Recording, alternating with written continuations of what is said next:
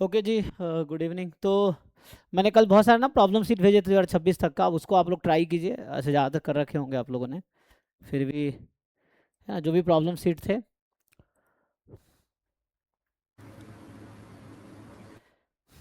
फिर कल आपने क्वेश्चन दिया था, अच्छा, ओके। ट्राई किया आपने? ठीक है। उसका बता दीजिए थोड़ा। उसमें 3 वेरिएबल थे ज्वाइंट पीडीएफ में। ओके। ओपन करता हूँ मैं नोट्स, है ना। तो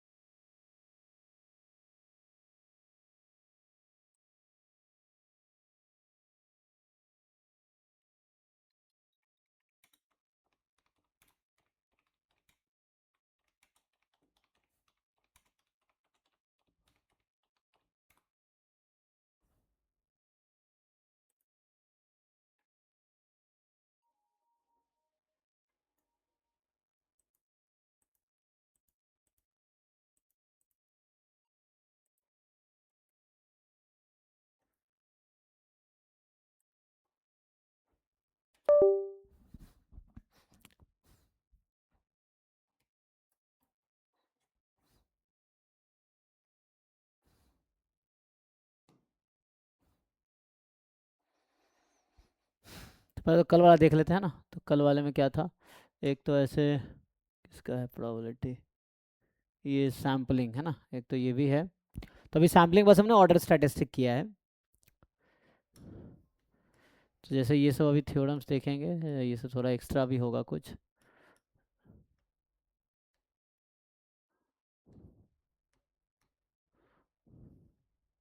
ये सब तो बेसिक पहले भी करवा चुका हूँ, है ना, ये आपको अगर याद हो।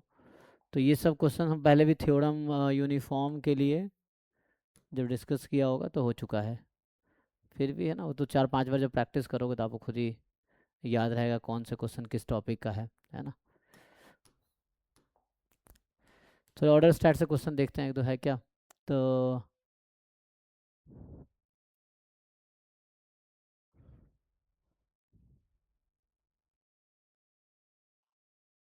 ये तो ऐसा सिंपल ट्रांसफॉर्मेशन है, एक थ्योरम है ना।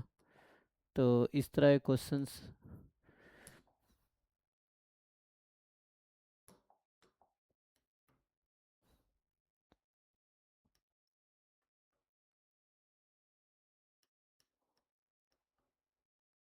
ये ट्रांसफॉर्मेशन के क्वेश्चंस आ गए हैं ना। तो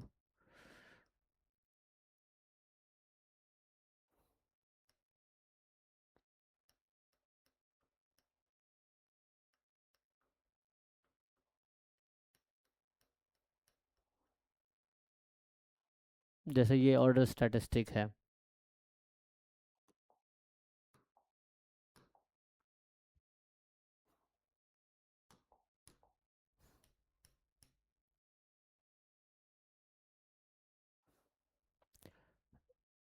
काई स्क्वायर तो बताया था ना गामा के साथ, अभी फिर से आएगा काई स्क्वायर हालांकि। लेकिन गामा डिस्ट्रीब्यूशन जो है, काई स्क्वायर वहाँ से भी हमने डिराइव किया था। ये जैसे ऑर्डर स्टैटिस्टिक है, ये सब क्वेश्चन अभी ट्राई करते हैं। हमने भी ऑर्डर स्टैटिस्टिक कंप्लीट किया है तो उस पर ही क्वेश्चन है, बाकी आप भी ट्राई करते रहो। मतलब कीप ट्राइंग, थोड़े थोड़े सॉल्व करोगे तभी तो पूरे साल में कुछ होगा।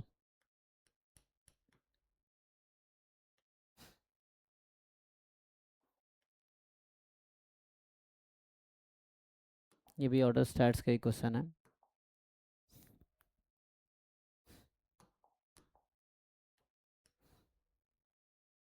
जैसे लिमिट थ्योरम अभी कराए थे ना, ये लिमिट थ्योरम के हैं। लिमिट थ्योरम में बहुत सारे थे, लेकिन ये सब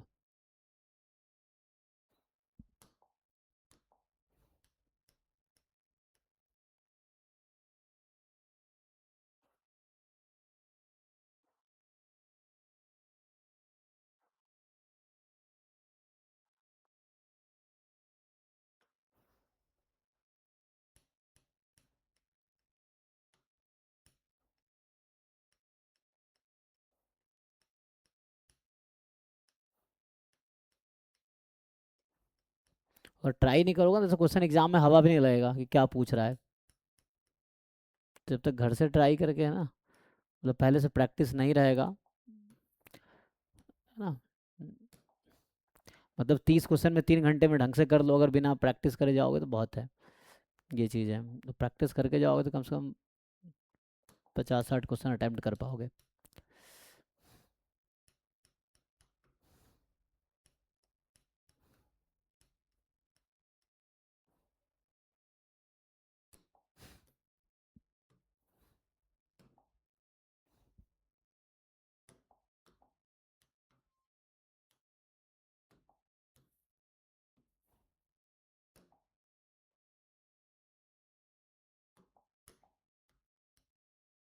तो ये हो गया ना, जैसे ऑर्डर स्टैटिस्टिक का ही था।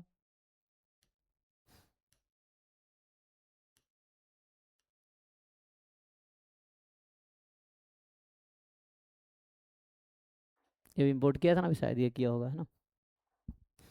ये पहले किया होगा हमने।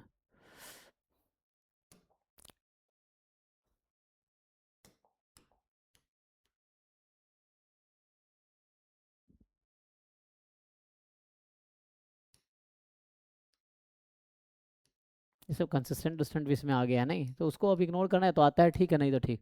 ओके, पिछले क्लास वाला अगर अब बात करें, पिछले क्लास के जो क्वेश्चंस थे,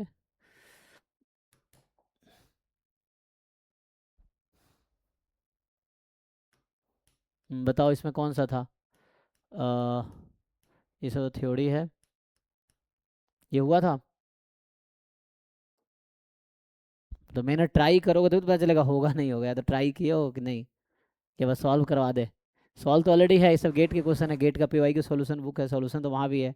सॉल्यूशन देखो, मैं कहता हूँ सॉल्यूशन चाहिए तो आजकल सॉल्यूशन बहुत आसान है ना। ये मतलब आजकल के ज़माने में इन्फॉर्मेशन बहुत ईजी है। तो सॉल्यूशन जस्ट इसको एआई पे डालो, सॉल्यूशन आ जाएगा। तो सॉल्यूशन अगर चाहिए तो इतना ईजी है, लेकिन समझना डिफिकल्ट थोड़ा है। आपके उस लेवल की अंडरस्टैंडिंग होगी तभी वो सॉल्यूशन भी समझ पाओगे जो एआई दे रहा है। उसके लिए अंडरस्टैंडिंग उस लेवल की चाहिए। तो समझने में मैं हेल्प कर सकता हूँ, ये है। सिर्फ सॉल्यूशन चाहिए तो एआई के पास सॉल्यूशन आजकल सब है ऑलमोस्ट। कौन सा डाउट है भाई, क्या पूछ रहे थे, कौन सा क्वेश्चन कराना है। सर वो नीचे वाला जॉइंट डिस्ट्रीब्यूशन और ये वाला। ये हाँ। तो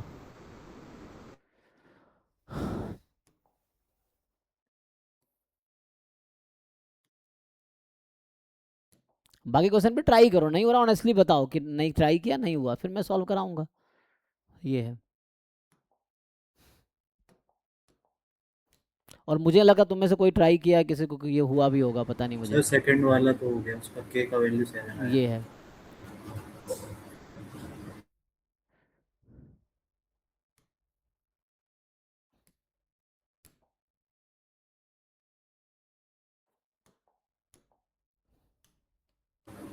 ये हो गया था सर, इसका 7 आया था के का वैल्यू। ओके।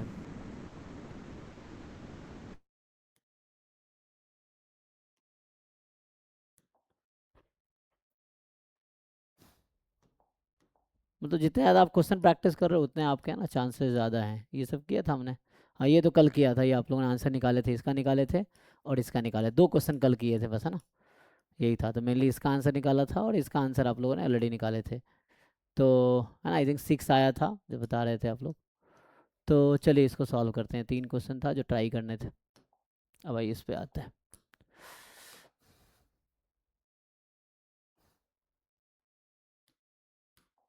हम्म,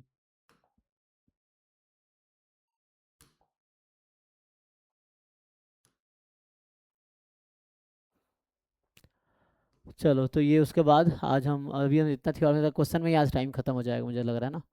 तो यहाँ तक हमने कर रखा है, यहाँ तक ठीक है। तो ये ऑर्डर स्टैटिस्टिक मतलब हो गया है। तो मेन यहाँ से स्टार्ट होगा काई स्क्वायर से। तो पहले थ्योरम क्वेश्चंस निपटा लेते हैं चलिए। तो ये तो हो गया था ना, ये से बता रहे हैं आपकी मार्जिनल पीडीएफ दे रखा है, marginal PDF of the kth order statistics of a random sample of size eight from uniform distribution 0 2। तो मतलब ये कहना चाह रहा है कि सॉरी ऑन 0 2 सपोर्ट ना इज दिस। ओके, तो ये कुछ ऐसा क्वेश्चन था, इसका मतलब यहाँ पे लिखूँ अगर कि x1 x2 x8 ये आईआईडी है, रैंडम सैंपल मतलब आईआईडी ठीक है। तो और इसका पीडीएफ आपको दे रखा है ना, ये पीडीएफ है इन सब का। तो पूछ रहा है कि इफ द मार्जिनल, अच्छा यूनिफॉर्म में है और ये ओके, तो कंपेयर कर लोगे है ना, तो ईजी है। तो ये यस सर। यूनिफॉर्म आपका 0,2 है एक्चुअली। तो आपसे ये बोल रहा है कि जो केथ ऑर्डर स्टैटिस्टिक है उसका एक्स में, तो उसका पीडीएफ ये दे रखा है। तो जस्ट फॉर्मूला लगा के कंपेयर कर लेंगे, ये तो ठीक है ऐसा, ठीक है ना। तो फॉर्मूला है, कंपेयर हो जाएगा कि आप यहाँ से जस्ट फॉर्मूला लिख लो केथ ऑर्डर स्टैटिस्टिक का। जैसे आरएथ ऑर्डर स्टैटिस्टिक्स का लिखा था ना, तो केथ ऑर्डर स्टैटिस्टिक क्या होगा, एन फैक्टोरियल, एन यहाँ 8 है आपके पास, तो ऐसे लिख देता हूँ है ना। तो आ जाएगा 8 फैक्टोरियल हो गया ना, ये k-1 फैक्टोरियल 8 माइनस के फैक्टोरियल ये है। फिर क्या था, तो इस वाले में पीडीएफ तो आपको दिया है, सीडीएफ निकाल लोगे। यस। तो सीडीएफ निकाल के फिर पुट करना पड़ेगा। अच्छा एक मिनट, हमारा तो यूनिफॉर्म, यूनिफॉर्म सर। हाँ तो यूनिफॉर्म का पीडीएफ सीडीएफ तो ये तो छोड़ो, ये तो हम बाद में से कंपेयर करेंगे। तो यूनिफॉर्म का पीडीएफ जो है हमारे पास, यूनिफॉर्म का जो पीडीएफ है इसको मैं एफ एक्स कर देता हूँ है ना, एक्स इसको बोलता हूँ यूनिफॉर्म 0 2 को। तो ये तो जस्ट 1/2 है 0 to 2, और सीडीएफ कितना आएगा x माइनस 0/2 - 0, 0 से x ना, तो यस। x/2। तो ये आपके पास पीडीएफ और सीडीएफ तो है, तो इसके थ्रू फॉर्मूला लगा लेंगे। तो हम kth ऑर्डर स्टैटिस्टिक का पीडीएफ लिख रहे थे, तो क्या होता है formula, C D F x जो सैंपल है उसकी power k-1, 1 minus C D F इसकी power 8 minus k into P D F, यही है ओके है ना। बस पुट कर दो तो हो जाएगा। अब ये देखो, अब यहाँ रखो 1/2 पीडीएफ की जगह, सीडीएफ की जगह x/2 हिंट दे रहा हूँ, और इसको इसके इक्वल कर देना आप। तो आपको क्वेश्चन में गिवन है ये इक्वल है 7/32 x⁻6 2 माइनस एक्स। तो जो भी आएगा उसको इससे कंपेयर करके, जैसे आप बता रहे हो, तो इन दोनों को इक्वल कर देना है, जो भी सिंप्लीफाई होके आएगा उसको इसके इक्वल रख देना है। एंड वहाँ से आप बता रहे थे के कितना आया 7, ओके कर लो ना, ये हिंट है, ये सॉल्व करो नहीं तो फिर पूछो, कोई प्रॉब्लम नहीं है। अब ट्राई करके नेक्स्ट पे आओ। सो ये जो है y1 y2 yn आपके पास ऑर्डर स्टैटिस्टिक है, random sample size n from continuous distribution, so which is symmetric about mean mu. तो सिमेट्रिक डिस्ट्रीब्यूशन में डिस्कस किया था। तो म्यू मतलब मीन मीडियन मोड सब होगा, स्पेशली मीन मीडियन तो होगा है ना। तो smallest value of n such that, तो आपको क्या गिवन है, probability y1 less than mu less than yn more than equal to 0.99, ये आ जाएगा। तो यहाँ से जब आप कंटिन्यू करेंगे तो म्यू की वैल्यू y, अच्छा ये क्या है, ऑर्डर स्टैटिस्टिक है, इसका मतलब ये है कि मान लो आपके पास ऐसा था पहले x1 x2 xn जो है वो आईआईडी है, मान लो पीडीएफ एफएक्स है फॉर एग्जांपल, और वो सिमेट्रिक है म्यू के अबाउट, ठीक है, ये सिमेट्रिक है म्यू, और y1 जो है एक्चुअली वो फर्स्ट ऑर्डर स्टैटिस्टिक है, ऐसे ही y2 जो है वो सेकेंड ऑर्डर स्टैटिस्टिक, यही कह रहा ना। सो एंड सो ऑन, बीच में वाई आर जो होगा वो आरएथ ऑर्डर स्टैटिस्टिक है, एंड ये चलता रहेगा। वाई एन जो है आपका nth ऑर्डर स्टैटिस्टिक है। ओके, और ये डिस्ट्रीब्यूशन म्यू के अबाउट सिमेट्रिक है। इसका मतलब ये हुआ कि ये जो है ना, अगर इसका सी डी एफ लिखे, चलो सी डी एफ करते हैं। मतलब probability X more then mu हो या probability x less than mu हो, ये हाफ होगा, क्योंकि सिमेट्रिक है म्यू के अबाउट, तो mu is a point of symmetry.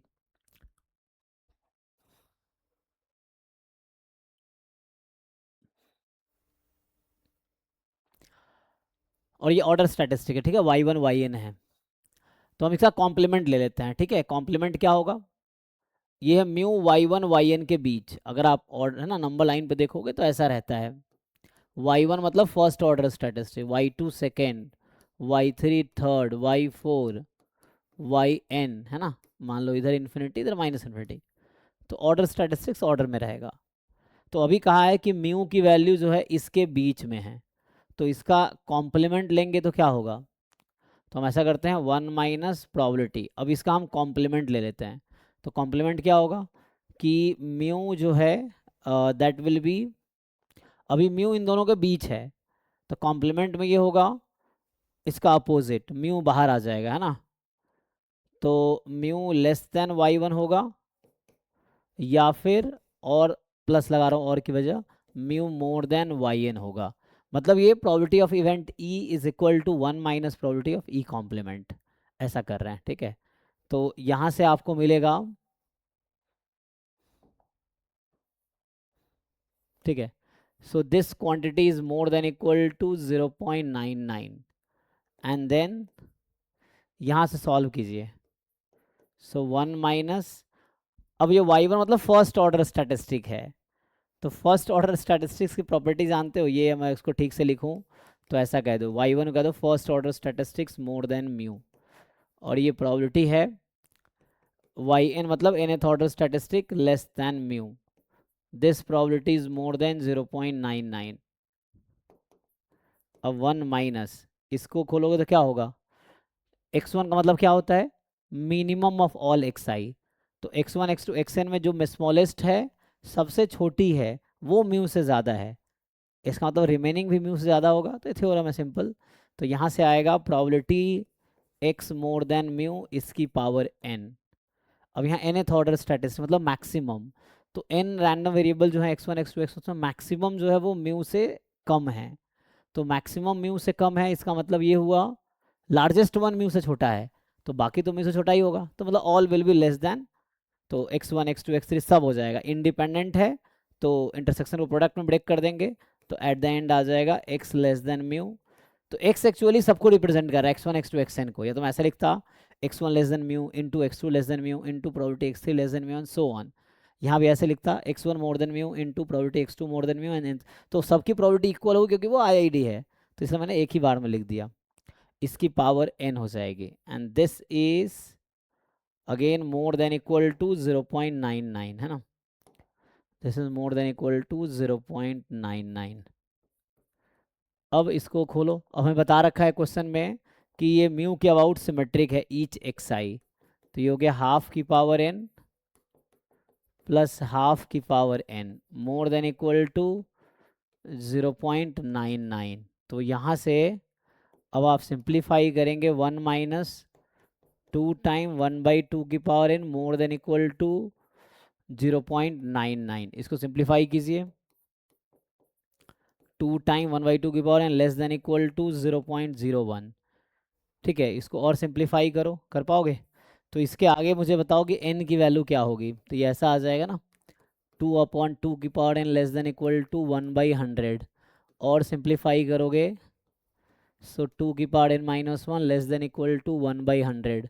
अभी आप इसको क्रॉस मल्टीप्लाई करोगे ना, मतलब रेसिप्रोकल कर दो, सो टू की power n minus one more than equal two hundred. तो बताओ स्मॉलेस्ट वैल्यू ऑफ n क्या होगी ताकि ऐसा हो जाए, think and tell. So what is the smallest value of n that will satisfy this condition?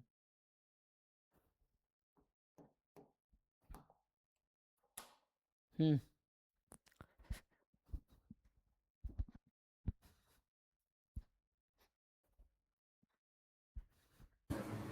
8 हो गई है सर।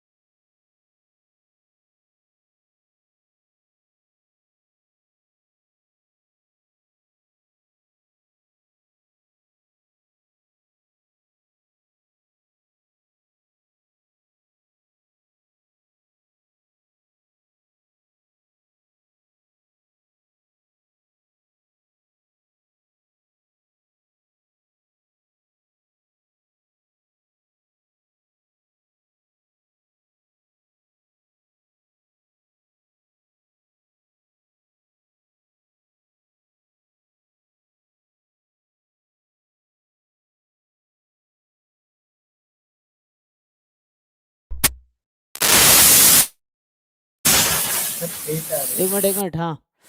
तो 8 आ गया ना, मिनिमम 8 आ गया। तो यहाँ से आपको n की वैल्यू आ गई मिनिमम 8, है ना। ओके, तो ये आंसर है। तो इसमें कोई दिक्कत है, देख लो कहीं भी कोई दिक्कत हो तो। यहाँ पे मैंने बीच में सिमेट्रिक प्रॉपर्टी यूज़ किया है। और वैसे भी मैं आपको थ्योरम बताऊं, जैसे थोड़े से आपको यहाँ लगा होगा ये कैसे बीच में थोड़ा सा ना वो, अगर आपको याद हो तो CDF of nth order statistic हमने क्या लिखा था, इट वाज इसकी पावर n थी। तो CDF का डेफिनेशन क्या होता है, अगर आप ऐसे देखो तो ये एक्चुअली इनडायरेक्टली क्या है, nth order statistic less than equal to x, और ये क्या है, probability x less than equal to x power n। तो ये वाला हमने यूज़ किया है यहाँ पे, अगर आप ध्यान से देखोगे तो इसको हमने ये लिखा है।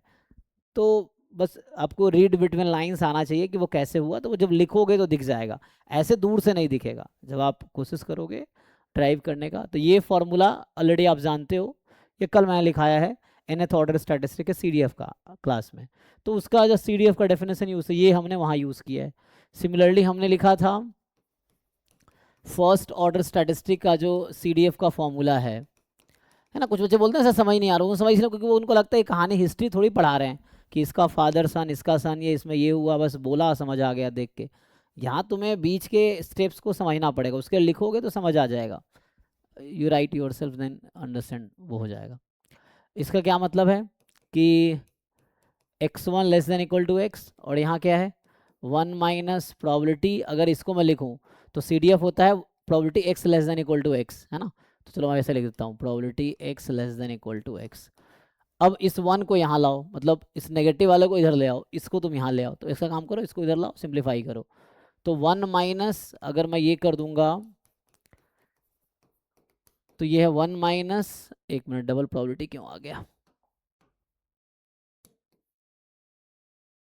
ठीक है।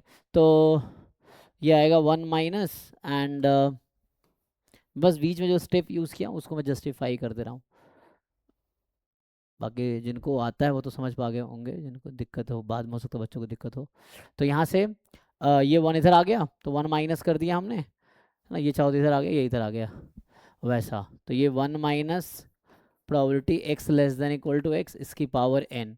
अब इसको मैं क्या लिख सकता हूँ, तो इसको लिख सकता हूँ first order statistics more then x, और इसको क्या लिख सकता हूँ, probability X more then x इसकी पावर एन, ऐसा हो गया। तो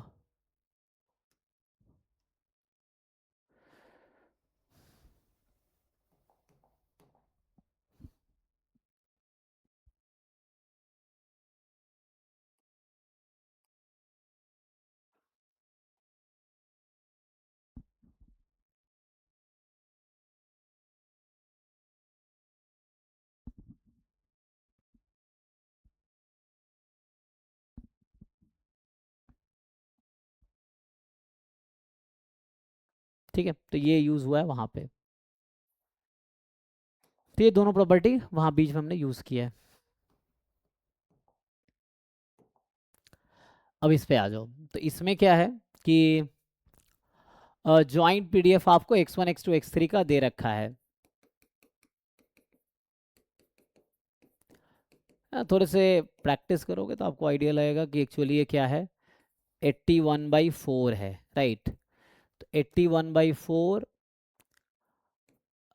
x1 square x2 square x3 square, और यहाँ ध्यान से देखो ये है -1 less than equal to x1 less than equal to x2 less than equal to x3। तो इसके लिए एक थोड़ी सी मैं आपको बैकग्राउंड बताता हूँ। अगर मैं एक क्वेश्चन लिखूँ कि लेट x1 x2 x3, चलो 3 लिखते हैं, ये काम करते हैं, late y1 y2 y3 this be IID uniform -1 in 1, then find joint PDF of order statistics। सो आपको find joint PDF of order statistic y1 y2 and y3, ये निकाल लोगे। तो मैं इसका सॉल्यूशन भी लिख देता हूँ, तो वैसे आप लोग भी सॉल्व कर लोगे। तो यहाँ से joint PDF of y1 y2 y3, ठीक है। तो कल क्या फॉर्मूला लिखाया था, ऑर्डर स्टैट्स का जॉइंट पीडीएफ क्या होता है, n factorial time joint PDF of random variable y1 y2 y3 with variable y1 y2 y3, कितना आ जाएगा, 3 फैक्टोरियल मतलब, तो यहाँ 6 इंटू, और यूनिफॉर्म -1 से 1, तो ये हो जाएगा हाफ, क्योंकि इंडिपेंडेंट है y1 y2 y3, तो इंडिपेंडेंट में joint can be written as product of marginals, so half into half into half, so ये आ जाएगा। यहाँ तक तो ओके है। चलो नेक्स्ट की बात करते हैं। तो यहाँ से सिंपली आ गया 6/8, कब, when y1 is less than y2 is less than y3, क्योंकि ये ऑर्डर स्टैटिस्टिक था तो इनमें रिलेशन होता है ना बिटवीन -1 एंड 1। तो एक तो ये क्वेश्चन हो गया समझने के लिए, और एक और क्वेश्चन, मतलब ये थोड़ा सा बस आपको समझना है कि ये कैसे आया होगा। दूसरा क्वेश्चन है,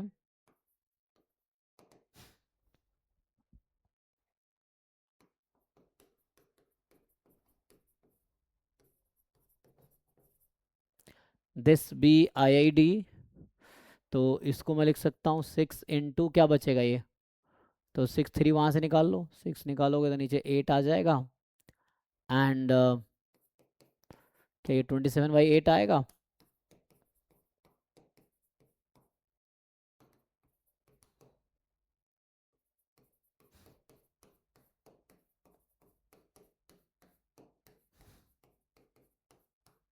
ठीक है, यही है।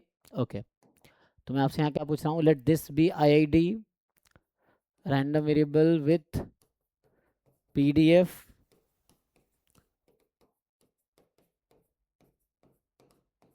ऐसा, so y between -1 and 1। Okay, तो क्या मुझे बता पाओगे? So what is joint PDF, या write joint PDF of order statistics y1 y2 y3। तो ये सेकेंड क्वेश्चन समझो डायरेक्ट हिंट है उस क्वेश्चन के लिए। अगर ये सेकेंड क्वेश्चन का आंसर लिखोगे तो आपको क्लिक कर जाएगा वो क्वेश्चन कैसे सॉल्व होगा। तो y1 y2 y3 जरा लिख के बताओ। तो ये अगर लिख लोगे तो काम हो जाएगा। सो सेकेंड क्वेश्चन का आंसर लिखो और फिर वो क्वेश्चन ट्राई करो, बस ऐसे ही डायरेक्ट हो जाएगा।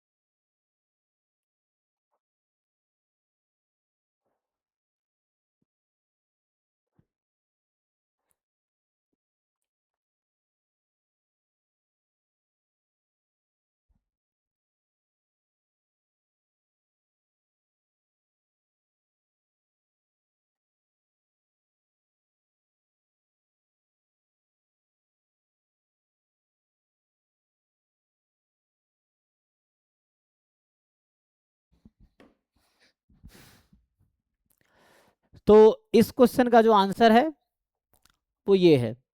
So that's what question follows. और इसमें लिख भी दिया यहाँ पे, अगर तुम देखो तो क्या है ये, 3 factorial f of y1 y2 y3 y1 y2 y3। तो मैं ये कह रहा हूँ कि ये जो x1 x2 x3 यहाँ पे है, यहाँ थोड़ा गेम पलट गया है। पलट इन द सेंस x1 जो है y1 है, मतलब minimum of y1 y2 y3, इसको ऐसा नाम दिया इन्होंने। जो x2 है वो y2 है एक्चुअली, सेकेंड मिनिमम ऑफ, है ना। So this is second minimum of y1 y2 y3 and x3 जो है y3 है। So third minimum of y1 y2 y3, ठीक है, मतलब मैक्सिमम, थर्ड मैक्सिमम। तो ये वाला है। तो मैं कह रहा हूँ ये जो क्वेश्चन है वो उस पिछले क्वेश्चन का आंसर है। तो आप रिलेट कर पा रहे हो, ठीक है, नहीं तो मैं आगे लिखता हूँ, है ना। ओहो, तो ठीक है।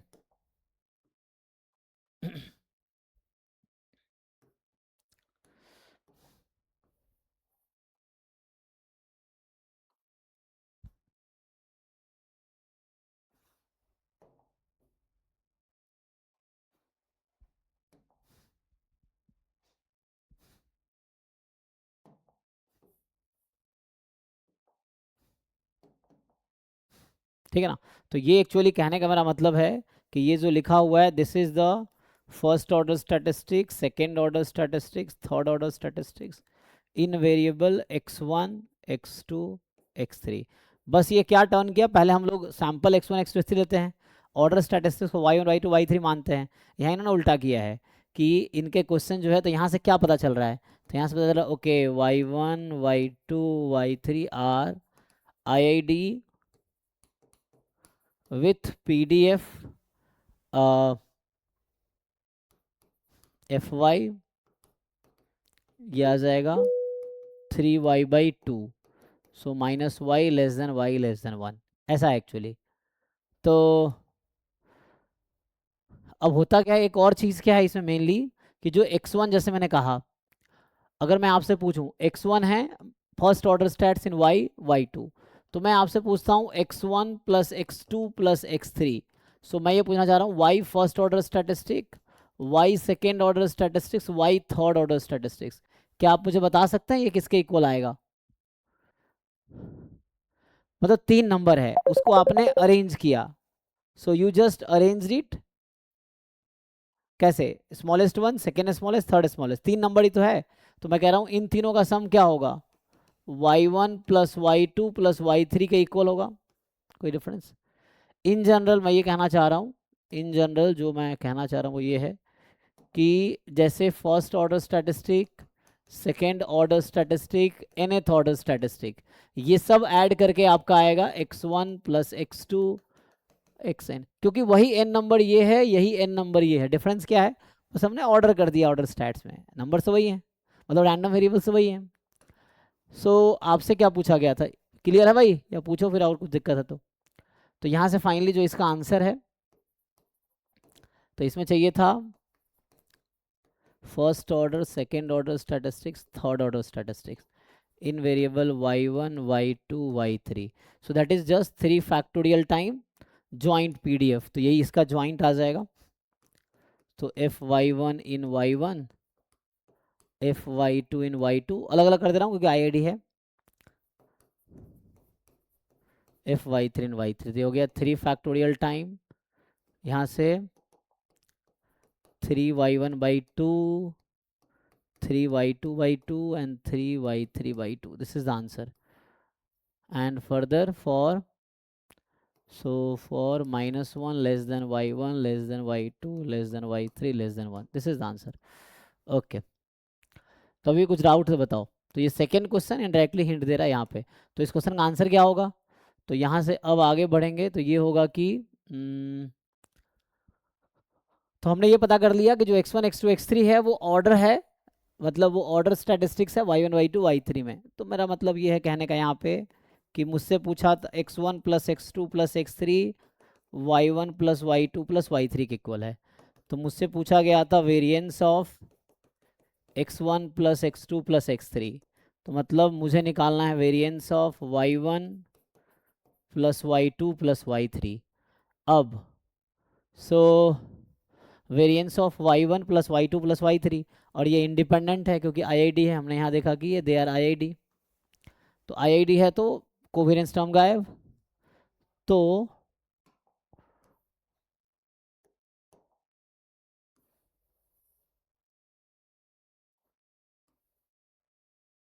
निकाल लो। सो ये आएगा variance of y1, variance of y2, variance of y3, और तीनों IID है। तो एक काम करो, 3 टाइम वेरिएंस ऑफ y या y1। अब इसका वेरिएंस निकाल के बताओ, ये जो PDF है इस वाले का वेरिएंस कितना होगा, बता पाओगे? तो इसका वेरिएंस निकालो पहले, मतलब इस PDF से आप मुझे वेरिएंस y निकाल के बताओ, और वही यहाँ आंसर यहाँ 3 टाइम हो जाएगा। तो पहले वेरिएंस y बताओ, फिर इसका आंसर हो जाएगा। तो इस क्वेश्चन का आंसर होगा 3 टाइम जो इसका वेरिएंस होगा। ठीक है, चेक करो और बताओ, अभी भी कोई डाउट है तो पूछो।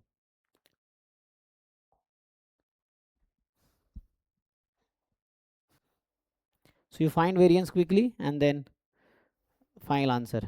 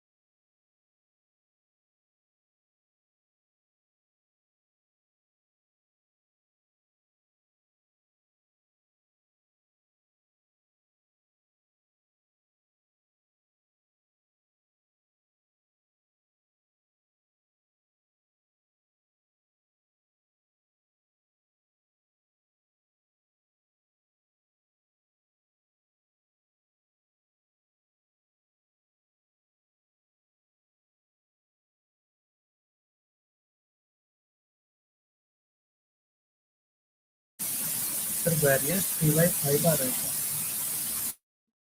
कितना आया? 3/5। 3/5 आपका वेरिएंस आ गया है ना, तो ये फिर 9/5 हो जाएगा, तो ये आंसर होना चाहिए जी। हाँ सर 9/5 आ रहा है। ठीक है, तो देख लो ये अच्छा क्वेश्चन था, मतलब इसमें सिर्फ ये था कि ज्वाइंट पीडीएफ है तो बताओ इसका वेरिएंस क्या है। तो इनडायरेक्टली ये order statistics x1 x2 xn x3 order statistics है इस पीडीएफ का।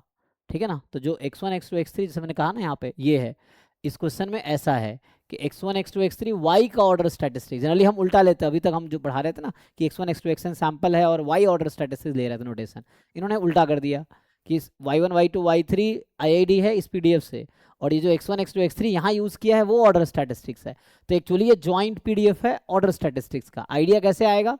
तो एक तो यहाँ से आइडिया आएगा x1 less than x2 less than x3, first order stat, second order stat, third order stats, ऐसा हो सकता है। और चूंकि उस फॉर्म में भी है जो फॉर्मूला होता है कि n फैक्टोरियल जॉइंट पीडीएफ, तो इस फॉर्म में भी है तो मैच कर गया, तो आपको क्लिक करना चाहिए। तो ये प्रैक्टिस से होगी ना, कोई चीजें क्वेश्चन पढ़े और फटाक से आंसर क्लिक होगा, ऐसा कब होगा? जब आपने वैसे कम से कम 4 5 10 20 क्वेश्चन किए हों। पहली बार कोई भी क्वेश्चन देखोगे, मैं भी देखूंगा, 2 4 5 मिनट सोचना ही पड़ेगा, तब जाके वहां तक पहुंचेंगे। तो अच्छी प्रैक्टिस इसलिए जरूरी है कि जब आपने बहुत सारे प्रैक्टिस ना, ये जैसे एक्सपर्टीज की बात है ना, कि जो बहुत अच्छा ड्राइवर है तो बहुत मुश्किल सिचुएशन में भी संभाल लेगा, नहीं बिगनर है वो ठोकेगा, वैसा ही है सेम है। मतलब स्विमिंग का एग्जाम्पल ले लो, बहुत अच्छा अगर स्विमर है तो वो चाहे कितनी पानी ऊपर नीचे हो, नदी हो चाहे समुंदर हो, संभाल लेगा। बिगिनर है डूब जाएगा, तो वही यहाँ भी है। तो आप बिगिनर हो या एक्सपर्ट हो, ये जरूरी है, मतलब ये एग्जाम में मैटर करता है ना। आप बिगिनर हो, कोई और तो एक्सपर्ट है ना, तो वो अच्छा रैंक लाएगा। आप एक्सपर्ट बन जाओ तो आपका अच्छा रैंक आएगा, तो सिंपल पॉइंट है। तो एग्जाम में वैसा ही है, बहुत मुश्किल क्वेश्चन आया, लेकिन जो एक्सपर्ट बच्चे वो तो कर ही लेंगे, और जो बिगिनर है वो डूब जाएगा।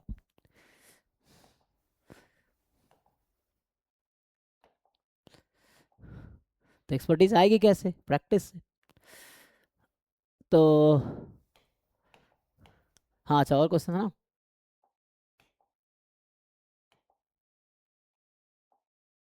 चलिए इसको देखो, अब ये तो जैम का है। कह रहा है x1 x2 x7 जो है कंटिन्यूअस रैंडम वेरिएबल्स का मीडियन थीटा, वैसे ही क्वेश्चन हो गया कि मीडियन थीटा है x1 x2 x7 का। अब ये ऑर्डर स्टैटिस्टिक आपका हो गया, तो कह रहा है कि second order statistics more then theta होने की क्या प्रोबेबिलिटी है। तो आप फॉर्मूले से करो, कोई दिक्कत नहीं, पीडीएफ सीडीएफ का जो फॉर्मूला है ना उससे करो। तो मेनली चाहिए मुझे, तो इसको 1 माइनस लिख सकते हैं C D F of second order statistics at theta. और इसका फॉर्मूला तो मैं लिखा चुका हूँ ना, सेकेंड ऑर्डर स्टैटिस्टिक्स का फॉर्मूला लिखाया है, देखो जरा। तो हाँ ओके, ठीक है। तो आप जरा बताओ मुझे, आपको याद है आर एथ ऑर्डर स्टैटिस्टिक्स का सी डी एफ का फॉर्मूला? ये सब याद रखना पड़ेगा। तो summation n choose i x का सी डी एफ इसकी power i, 1 minus C D F of x इसकी पावर एन माइनस आई। और आर एथ ऑर्डर स्टैट्स का था i was from r to n. तो आपके क्वेश्चन में are है 2, यहाँ पे एन है 7, और यहाँ जो एक्स है, तो एक्स जो यहाँ हम देख रहे हैं वो एक्स यहाँ थीटा है, तो एक्स की जगह थीटा थीटा। तो जो फॉर्मूला था ना सी डी एफ, जैसे सी डी एफ का फॉर्मूला लिखा दिया। अब ये क्वेश्चंस करोगे तो आपको लगा अच्छा यहाँ सी डी एफ का फॉर्मूला यूज हो रहा है, तो जो बार बार यूज करोगे याद हो जाएगा, क्योंकि हम, तो यहाँ से 1 माइनस, अब आप इसको खोलो, तो चूंकि इसने बता रखा है मीडियन थीटा है, तो मीडियन थीटा है तो सी डी एफ हाफ होता है, यही डेफिनेशन है कॉन्टिन्यूस में कि मीडियन थीटा है तो C D F at theta is half, median X है C D F at X is half. तो ये चीज़ें मतलब probability X more than equal to theta भी हाफ है, और X less than equal to theta भी हाफ है ना। तो यही तो सी डी एफ है। तो ये हो गया, तो ये हाफ, तो फाइनली आ गया summation i from 2 to 7 n choose i, half की पावर आई हाफ की पावर एन, और आपके क्वेश्चन में एन है 7, तो इस एन को मैं 7 कर देता हूँ। तो ये हाफ की पावर 1 माइनस हाफ की पावर 7, तो फाइनल आ जाएगा हाफ की पावर 7। अब इसको सिंप्लीफाई करके मुझे बताओ कितना आएगा। सो फाइनल आंसर बताओ, मतलब what is answer to this question. इसको सिंप्लीफाई करो, फाइनल आंसर बताओ। तो 2 लाइन का है, लेकिन वही फॉर्मूला पता होना चाहिए आर एथ ऑर्डर स्टैट्स का सी डी एफ का।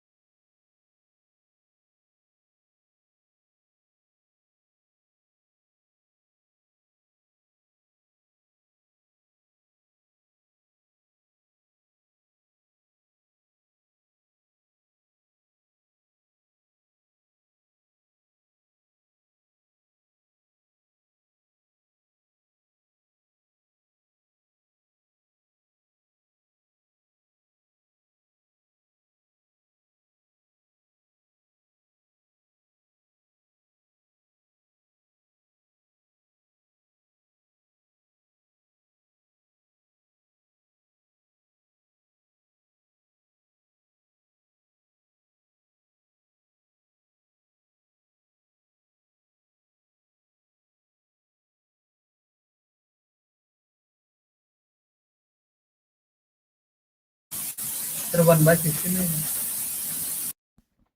क्या चैट बता रहा है? 0.0625 ऐसा आ रहा है फाइनल? 1/16 का देखना क्या कह रहे हैं आप? 1/16? पड़ेगा। हाँ ओके, तो देखिए। इतना ही आएगा, देखो इतना ही आएगा शायद।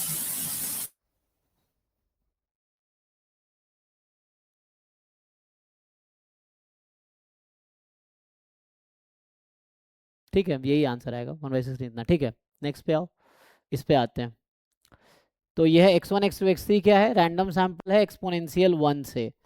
अब आपको बोल रहा है कि, तो ये कुछ नहीं है ना, ये सिंपल है। जैसे मुझे पूछा है expectation of function of second order statistics, तो सिंपल है, कॉन्टिन्यूअस है ना। तो इसमें क्या होगा? पीडीएफ ऑफ, है ना, G X into PDF of second order statistic, but exponential है तो सपोर्ट जीरो से इन्फिनिटी। तो कहने का मतलब जो हमारा क्वेश्चन है उसमें है 4 टाइम सेकेंड ऑर्डर स्टैटिस्टिक्स ई की पावर सेकेंड ऑर्डर स्टैटिस्टिक। तो ये function of second order statistic, function of x है, तो function of x into PDF expectation. तो इसमें क्या है नया? बस 4x ई की power x PDF of second order statistic D x. अब आपको सेकेंड ऑर्डर स्टैटिस्टिक्स का पीडीएफ अलग से निकाल लेना है। फॉर्मूला जानते हो ना आरएथ ऑर्डर स्टैटिस्टिक्स के पीडीएफ का? तो जो हम लोग आरएथ ऑर्डर स्टैट्स के पीडीएफ का फॉर्मूला जानते हैं, ये फॉर्मूला है हमारे पास। तो ये मैं लिखा रखा है ना मैंने पहले से। तो इसको यूज करके आप एक्स आर था ना, तो सेकेंड ऑर्डर स्टैट्स का पीडीएफ निकाल लो और उसको यहाँ पुट कर दो। तो इतना हिंट है, काफ़ी है। इंटीग्रेट फिर कर लेना है। कर पाओगे? ट्राई करके देखो, तो फिर पूछो कल। इस पे आओ।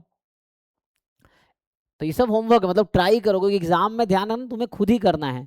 तो घर पे खुद से करोगे तभी एग्जाम में खुद से होगा, ये चीज़ें हैं। तो डिपेंडेंसी मेरे पे या मान लो एआई पे या टीम पे सिर्फ इस पे रखने से नहीं होगा। हेल्प मांगना अच्छी बात है, लेकिन खुद से ज़्यादा एफर्ट्स करना पड़ेगा, ये है। So x1 x2 x3 be random sample of size from uniform 1 2। Okay, फिर से वही चीज़ें हैं, सिंपल है। कि आपसे पूछ रहा है कि probability third order statistics more than 1.5।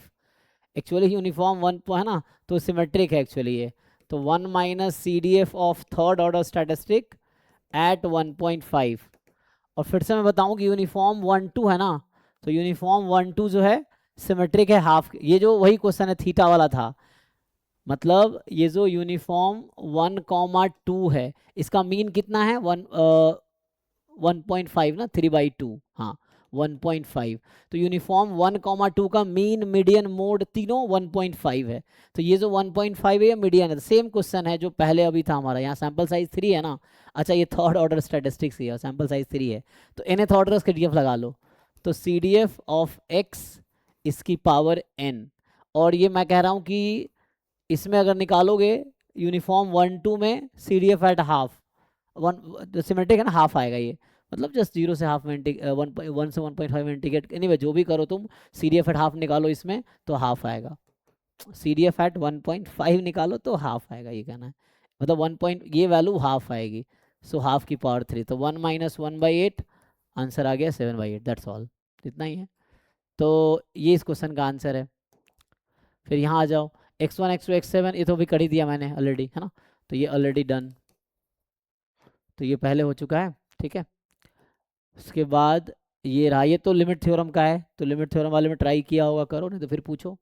ये भी order statistic, I think time निकल गया होगा, है खत्म हो गया ना। तो ये सब ट्राई करो। मैं एक हर बार रिक्वेस्ट करता हूँ कि डेली जितने क्वेश्चन हो सकता है उतने क्वेश्चन करो। यहाँ भी ऐसे ही है कि आपको कह रहा है आर एथ ऑर्डर स्टैटिस्टिक है ना, तो पहले expectation of rth order statistic निकाल लो। कैसे निकालोगे?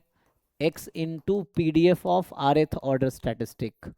ठीक है, सपोर्ट क्या है? 0 1 से इन्फिनिटी। तो वैसे ही आर एथ ऑर्डर स्टैट्स का पीडीएफ का फॉर्मूला है आपके पास, आप पुट कर दीजिए x इंटू आर एथ ऑर्डर स्टैट्स का पीडीएफ, फिर उसको इंटीग्रेट कीजिए, तो यहाँ से आपको आ जाएगा। एंड देन निकाल लो, है ना। करो ट्राई तो फिर पूछो। ऐसे यहाँ भी है, तो ये तो चलो आगे भी आ जाएगा दोबारा, क्योंकि ये तो काई स्क्वायर वाला है, अभी दोबारा डिस्कस होगा। तो ये काई स्क्वायर का है, सम ऑफ 2 काई स्क्वायर, ये ऑर्डर स्टैट्स का है। तो यहाँ पे जो है ना बीटा डिस्ट्रीब्यूशन का प्रॉपर्टी यूज होगा। ओके, तो एक प्रॉपर्टी बीटा की लिखा देता हूँ। जो बीटा डिस्ट्रीब्यूशन है ना, हाफ कॉमा बीटा को alpha comma alpha, this is symmetric at 1/2, मतलब ये डिस्ट्रीब्यूशन हमेशा 1/2 पे सिमेट्रिक होगा। बीटा फर्स्ट काइंड की बात कर रहा हूँ। तो ये हिंट है, मैं इस क्वेश्चन का हिंट बता रहा हूँ कि बीटा डिस्ट्रीब्यूशन विथ, है ना, beta first kind, beta distribution first kind alpha comma alpha is symmetric about half, है ना, अबाउट 1/2, ये है। क्योंकि इसका मीन कितना होगा, अल्फा हाफ हाफ आएगा। तो ये इस क्वेश्चन के लिए हिंट है। इवन मीन मीडियन मोड तीनों इसमें, अगर एक्स का डिस्ट्रीब्यूशन 0.1 0.2, एक्स का डिस्ट्रीब्यूशन मान लीजिए बीटा अल्फा कॉमा अल्फा है, then mean median and mode सब हाफ होगा, स्पेशली कब, फॉर अल्फा मोर देन 1 के लिए। लेकिन अल्फा जब मोर देन 1 है तब, अगर अल्फा 1 से कम हुआ तो बाई मॉडल हो जाएगा, ठीक है ना। तो अभी के लिए मोड खाली छोड़ दो, मीन मीडियन से इस क्वेश्चन में काम हो जाएगा। तो मीन मीडियन दोनों इसका हाफ है, मैं ये कह रहा हूँ, है ना। सो ये ओके है। और तीसरा पॉइंट ये रहता है कि जो बीटा फर्स्ट काइंड है, this is alpha comma alpha is यूनिमोडल for alpha more than 1, and I think by model हो जाएगा लेस देन इक्वल टू 1 के लिए। जब अल्फा की वैल्यू लेस देन 1 होगी तो ये आई थिंक दो मोड आएगा, यूनी मॉडल मोड 2 आएगा। एनीवे, तो ये हिंट है इस क्वेश्चन का, ये बहुत आसान क्वेश्चन है। सिंपल सा ये है कि देखो अभी लिखाया था ना x1 x2 xn सैंपल है यूनिफॉर्म 0 1 का। तो आपको बताया गया है कि फिफ्थ ऑर्डर स्टैटिस्टिक का डिस्ट्रीब्यूशन क्या होगा। कल लिखाया था ना, आरएथ ऑर्डर स्टैटिस्टिक का डिस्ट्रीब्यूशन क्या होगा। अगर x1 x2 xn यूनिफॉर्म है तो आरएथ ऑर्डर स्टैट्स होगा beta r comma n minus r plus 1। तो आर यहाँ फिफ्थ चाहिए, so beta first kind r comma n minus r plus 1, तो 9 - 5 + 1 तो 5, ये आ गया। तो अब इसका मीन मीडियन मोड तीनों इसमें क्या होगा, है ना। तो ये मैं जो कह रहा था ना कि यूनी मॉडल है, इसका मतलब ये है दैट इज, ये जो मैं लिख रहा था मीन, इसमें मीन मीडियन एंड मोड सब हाफ होगा। ये कब है, अल्फा मोर देन 1 के लिए। तो यहाँ देखो ये फिफ्थ जो है ना, ये बीटा 5 5 है, मीन मीन वो सब, तो मीन भी हाफ है, मीडियन भी हाफ है, मोड भी हाफ है। थ्योरम है, सिंपल प्रूव भी कर सकते हैं। अब इसका क्या चक्कर है, तो इसका सॉल्व करना पड़ेगा। तो जो नाइन्थ ऑर्डर स्टैटिस्टिक होगा, सो वो होगा बीटा, यहाँ आर की जगह 9 हो गया तो बीटा 9,1 आ जाएगा। और बीटा 9,1 में ये अगर एक्सपेक्टेशन निकालोगे ना, ये बीटा सेकेंड काइंड हो जाता है एक्चुअली। और बीटा सेकेंड काइंड में आई थिंक ये बीटा सेकेंड काइंड हो जाएगा ना, x9। अभी मैंने ये कहा कि x9 जो है ये बीटा फर्स्ट काइंड है 9,1। सो x9/1 - इसका डिस्ट्रीब्यूशन होगा बीटा सेकेंड काइंड 9,1, ये आ जाएगा। एंड और इसमें आई थिंक मीन जो है वो फाइनाइट होगी ई एक्स। एक्स अगर बीटा सेकेंड काइंड है तो मीन कितना होगा। अच्छा, पूछा कौन सा ट्रू नहीं है।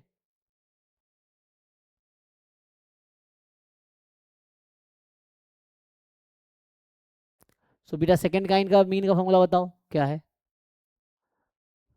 याद है किसी को, देख के बताओ। Beta second kind alpha comma beta, I think ये होता है,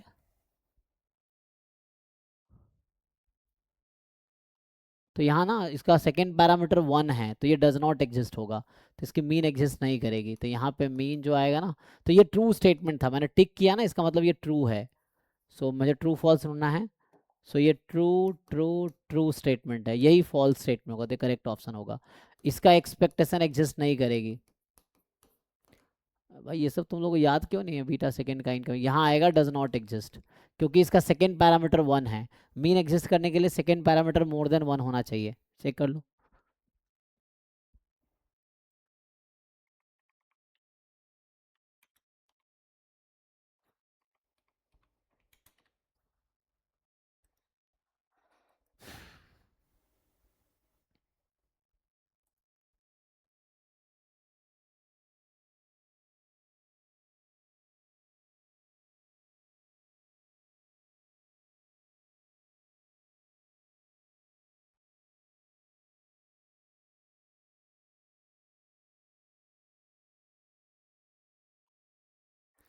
कितना मीन किसी को पता है?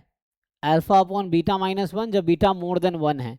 यहाँ बीटा ही वन है, जो मेनली बीटा जो सेकेंड काइंड होता है, x is beta second kind with parameter alpha comma beta है, तो इसका जो एक्सपेक्टेशन होगा ये होगा alpha upon beta minus one. ये तब है जब बीटा मोर देन वन है।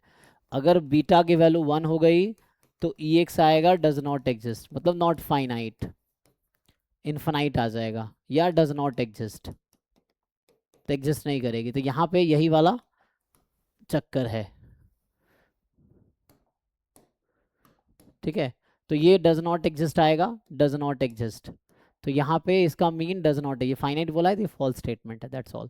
ठीक है, कल आगे कंटिन्यू करते, बाकी आप ट्राई करके आओ। तो कल हम लोग स्टार्ट किए ना इससे, ये तो वैसे क्वेश्चन इंपोर्ट कर दिया था, कोई नहीं, सब ट्राई करना। तो कल मेनली हम लोग यहाँ से स्टार्ट करेंगे, बहुत ज़्यादा टाइम लगना नहीं, मैं आराम से करा रहा हूँ इसलिए, वरना है तो अभी मैं 3 क्लासेस तो मैं इसी पे दे दिया, ठीक है। तो अभी डिस्कस करेंगे central chi square distribution next class में, ठीक है। उसके बाद है ना, तो एक क्लास मान लो काई स्क्वायर, एक क्लास में ही ख़त्म। कल हम होता कोशिश करता हूँ मैं 1.5-2 घंटे क्लास रख के ख़त्म कर देता हूँ थ्योरी, फिर 1-2 क्लास प्रॉब्लम कर लेंगे, ठीक है। ठीक है, तो कल काई स्क्वायर, फिर टी, फिर एफ, 3 डिस्ट्रीब्यूशन है पढ़ना है, chi square F T, and then खत्म हो जाएगा उनके बीच इंटर रिलेशंस। ओके, कल मिलते हैं फिर, थैंक यू।